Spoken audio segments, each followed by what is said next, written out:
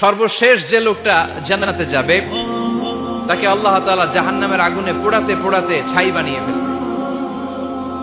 আল্লাহ বলবেন, জিব্রাইল যাও একটু দেখো, একটা মাত্র সেজদা দিয়েছে আমাকে, এরকম কাউরে পাওয়া যায় কিনা। বাটি চালান দিয়ে দেখো পাওয়া যায় কিনা।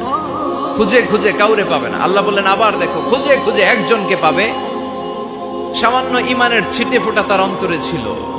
আল্লাহ বলবেন, যেহেতু ছিটে ফোঁটা আছে, অনেক মায়ের খাইছে, ওকে বের করে জাহান্নাম থেকে বের করে একটা নির্ধারিত দূরত্বে রেখে দাও। রেখে দেয়া হবে, কিন্তু জাহান্নামের আগুনের লেলিহান শিখাতে তার গা ঝলসে যাবে। সে আল্লাহর ডেকে বলবে, মাবুদ তোমার কাছে আমি কিছু চাই না, জাহান্নাম থেকে তুমি আমাকে বের করেছো, জীবন নদীর পানি তুমি আমার গায়ের মধ্যে ঢেলে দিয়েছো, আমি আবার সজীবতা ফিরে পেয়েছি, আমি তোমার কাছে জান্নাত চাই না, শুধু নিরাপদ একটা দূরত্বে আমাকে রেখে আসো, যাতে জাহান্নামের আগুন আমারে কষ্ট দিতে না পারে। আল্লাহ, আমি কিন্তু তোমার কাছে জান্নাত চাই না। কি চাই না? জান্নাত চাই না, কিন্তু জাহান্নামের আগুন আমারে কষ্ট দিচ্ছে, এতটা দূরত্বে রাখো যাতে জাহান্নামের আগুন আমার গায়ে না লাগে। আল্লাহ বললেন, ওকে রাখবো, কিন্তু আমার সাথে একটা কন্ট্রাক্টে যেতে হবে, যে এটা তোমাকে দিলে তুমি আর নতুন করে কিছু চাবা না। সে বলবে, আমি রাজি। কন্ট্রাক্ট হয়ে যাবে। আল্লাহ জিব্রাইলকে বলবেন, যাও এমন দূরত্বে রাখো যাতে জাহান্নামের আগুন ওরে কষ্ট না দেয়।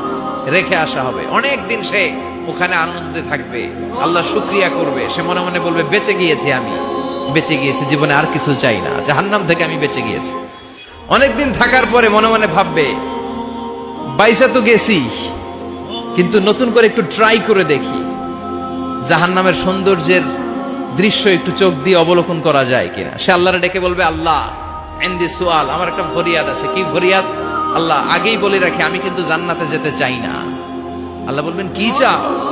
সে বলবে, আল্লাহ তোমার জান্নাতটা তুমি কত সুন্দর করে বানিয়েছো, আমি একটা নজর শুধু দেখতে চাই। জান্নাতের দরজার সামনে নিয়ে যদি আমারে বসিয়ে রাখো, দ্যাটস ইনাফ, আর কিছু চাই না, শুধু জান্নাতের দরজার সামনে। আল্লাহ বললেন, তুই না ওয়াদা করেছিস, তুই না চুক্তি করেছিস। সে বলবে, আল্লাহ আমারে হতভাগা বানাইয়া তোমার কি লাভ? সুবহানাল্লাহ পড়েন। আমারে তুমি হতভাগা বানিও না। আল্লাহ বলে, ঠিক আছে, আবার সিগনেচার কর যে জান্নাতের দরজার সামনে বসিয়ে দিলে আর কিছু চাবি না। সে সিগনেচার করে বলে, আমি চাবো না।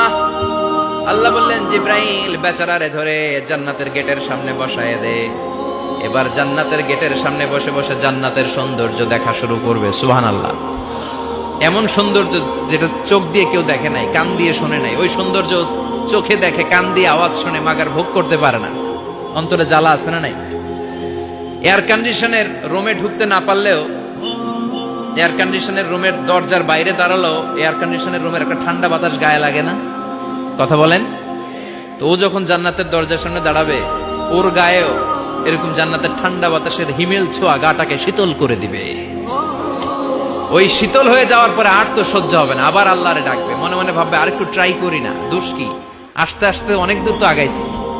সুবহানাল্লাহ কইবেন না?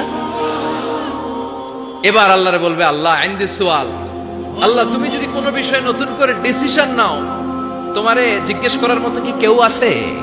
আল্লাহ বলেন, না, আমি তো সব রাজার বড় রাজা, মহারাজা, আমার উপরে তো কারো কথা চলে না। ওই হতভাগা লোকটা বলবে, আল্লাহ এত সুন্দর জান্নাত তুমি বানালাম, চোখ দিয়ে সৌন্দর্য দেখি, কান দিয়ে আওয়াজগুলো শুনি, হুর আর গেলমান হেঁটে বেড়ায়, এত সুন্দর জান্নাত চোখ দিয়ে দেখি, ঢুকতে পারি না, আমারে কষ্ট দিয়ে তোমার কি লাভ? ও আল্লাহ, আমারে তুমি মাফ করে দাও, জান্নাতের চিপার মধ্যে এক কর্নারে তুমি একটু আমারে জায়গা করে দাও। আল্লাহ বলবেন, ওয়াই হাক ইবনা আদম, তোর ধ্বংস হোক হে আদম জাত, মা আগদারাকা, তোর চেয়ে বড় গাদ্দার আমি আমার সৃষ্টিকুলে কাউরে দেখি নাই, কারণ তুই আমার সাথে চুক্তি করিস আর চুক্তি ভঙ্গ করিস। আল্লাহর রহমতের দরিয়ায় তখন জোশ খেলে যাবে। ওর আকুতি মিনতি চাহনি আল্লাহর রহমতের দরিয়ার মধ্যে জোশ লাগিয়ে দিবে। আল্লাহর দয়া হয়ে যাবে, মায়া হয়ে যাবে।